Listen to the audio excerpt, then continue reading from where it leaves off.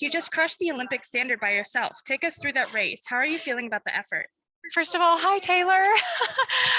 We've spoken before. Yeah, I am just overwhelmed. I'm so thankful. Literally 45 minutes before the race, my coach, Chris Lane, came over to us and said, hey, it's going to be 97 degrees on Monday for the final. You don't have the standard. There isn't enough time to chase it. If it's slow, like, I want you to consider going for it. And I was just like so frazzled and just kind of thought it through, was like literally praying as I was like getting up to the start line. So not an ideal amount of time to think about it, but I'm really glad you mentioned it because I don't know, when I started to go, maybe like 1,200 meters in, I was like, I feel okay. Like, I know I have to go out on a limb. It was God, that was Jesus helping me. Like, I wouldn't have done that if he hadn't said anything. And I just know the best times in my life have been times where I just like operated on faith, like just stepped out in faith, and God just has met me every time. And so I'm really, really thankful. Awesome. Question from Eric Bull from DieStat. How good does it feel to run your fastest time since 2015? Oh my gosh, 6 years. I think it's going to take me a little while to process that. Like, it's just been so hard. The past 5 years since Rio have been like so much harder than I ever could have imagined. And thank God I didn't know how hard it was going to be. I have kept going because this is a calling for me. I love this sport, but it's just been like, the joy of it sometimes is robbed when you're just in a cyclical pattern of injury. And I've been more healthy the past couple years, but I just feel like I feel so overwhelmed. I'm so thankful. Like, it just feels good to feel within myself doing something like that. And yeah, I'm just, praise God. Question from Ashley Coleman, Focus Media. What has training consisted of for you over this past year in order to get you to make that Olympic standard time? Yeah, so my coach is a mastermind. I have had great coaches over the course of my career. Coach Lane has definitely a different approach than Mark, my old coach, where we're doing, I mean, you have to do the work, but we've minimized my volume a little bit we've sacrificed some volume for the sake of consistency. And that's really been what I've been lacking that for, I had been for a few years. So I needed to dial back to a little bit more cross training. I went to altitude 3 times this year, which is something I've never done before, in the fall, in January, and then in April, May. So that's something new that we've implemented. I have a great training partner just this past year, Sammy George, who this is her first time running at the trials. So just a few factors. Just the incredible support of family and husband over like the course of this whole time. So yeah, all the things you need. Adam Kilgore, Washington Post. Did you plan on going for the standard in this race? At what point did you decide? Until 45 minutes before the race, it was not a consideration. Like, the standard was not on my mind.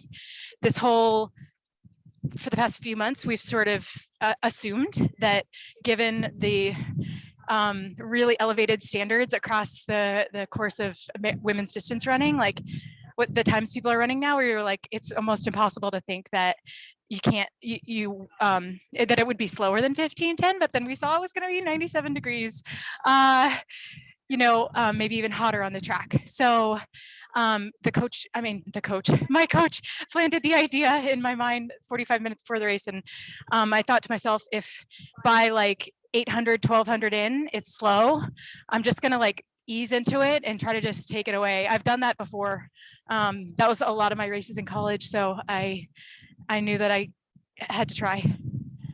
Question from Jonathan Galt. How tired do you feel right now? How worried are you about your ability to recover from the final? Johnny, I know Johnny, we were college teammates. That's a good question. Yeah, one of the best parts of my new training program with Chris Lane is the recovery. We really, really focus on that to a degree I never have before. So yeah, it's going to be legs up, all the, ice baths, and really just taking it easy. I feel good. I mean, obviously that was more of an effort than it might have been otherwise, but I don't feel wiped. I'm tired, but not like, I'm still within myself. So I'm confident going into Monday. And a follow-up question from Aaron Strout. What's the recovery plan? the recovery plan. Hi, Erin. Um, all these people I miss seeing. Yeah, so just gonna take it really easy, like legs up. We got our fireflies, ice bath. Probably try to squeeze in some Normatec boots. Really just do some strides after this to just flush out my legs. I think just like the joy that I feel right now, I'll be like, I mean, I know that a cheerful heart is good medicine. So yeah, just gonna try to keep the energy positive going into Monday. Question from Kevin Sully. Have you had a race like this in your career where you had to solo for a fast time? Gosh, I'm trying to think if I have since I've run professionally. Probably not. I don't think so. The only other time I remember doing this was in college. Like I actually heard my old coach Mark Coogan cheering for me. I might cry. It was like it made me smile because he's like not a super loud person, but like I always can hear him cheering. So he would always say like you got to just run a hard last mile, hard last K. Like we do it all the time in practice. Like you just got to replicate it and be brave enough to go out on a limb. And so yeah, it's been a while to answer his question. Kind of going off of the cheering, question from Adam Kilgore, Washington Post. Fans and other athletes were all clapping and cheering for you the last few laps. Did you hear or see anything that really stood out or helped you? Oh no, but I was thinking about it. I usually like get in a zone and don't even like, I'm like not sensitive to that at all. But like I could hear my husband, I could hear Chris Lane, my coach, and I could hear Mark Coogan. And I saw some people when I was walking out. I love how they have you walk out because some people I heard cheering for me like from college. Like, and I knew where they were when I was coming around, so I couldn't hear them specifically, but I just felt really energized by those cheers. Yeah.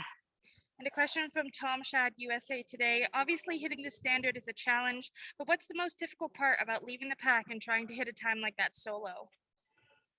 Oh yeah, I mean, just fears creep in of like, that you feel like a sacrificial lamb in some ways. Like you never know. I mean, you never like know for sure that you're going to be able to hold it. Like, so yeah, that was scary. But at the same time, like the worst that could happen, I was pretty confident that like at the worst, I would get past and maybe exert myself a little bit, but still be top 5. So I figured that was an okay worst case scenario. Question from Adam Kilgore, Washington Post. When did you know you were going to make it? As soon as I heard someone say like you're 100 meters ahead of them, I was like pretty confident because I knew that I wasn't gonna like die at that point in the race. And yeah, it was a pretty significant lead. At least I was trusting whoever yelled that. If anyone else in the media has any more questions, please raise your hand in the chat so we know to wait for you. Looks like we have a couple more questions coming in for you. You're Sure. very popular today. Oh. Question from Jonathan Galt again. When you were on the track after crossing the finish line, what were you thinking? And did you do that because you were tired or emotional? Oh, that was worship. Like I literally, that was like praise Jesus. Like like that's where I get the courage. It really is. Like I know everyone has different beliefs about but that's where I get the courage to like go out. Like when I step out in faith, like he meets me. That's not to like be reckless, but like I was just trusting. Like I've done a lot of work. Like I've seen God do incredible things over the course of my career in life. And excuse me, time for some more water. Yeah, that was why. That was just praise. Question from Adam Kilgore, Washington Post. Is this the best moment you've had so far as a runner? Oh gosh. I wouldn't say it's like number 1, but it like probably top 5. Like, I mean, I just didn't see that coming. And again, like just, yeah, pretty on the list of like remarkable things that I've seen really God do as I step out. Any more questions? Oh, here we go. Another question from Sarah Butler. Sarah. Abby, were your workouts indicating you were in this kind of fitness? So to be honest, like we actually strained my hamstring 12 days ago, right before the Nashville 1500 that I was supposed to do. And like, I mean, you don't gain a lot of fitness in the last 12 days anyway, but mentally you really have to fight through like, okay, the work's already done. I had put together the most consistent training in the past year than I probably ever have in my professional career. So I think just the cumulative efforts. And then, like I said, I've been going up to altitude. I got in really good work in altitude, worked out with a bunch of different people who I just love. And yeah, so there weren't any like, I wouldn't say there were any like A+ workouts. Like it was just a lot of, as Mark Coogan says, like B+ efforts strung together week after week after week. Yeah.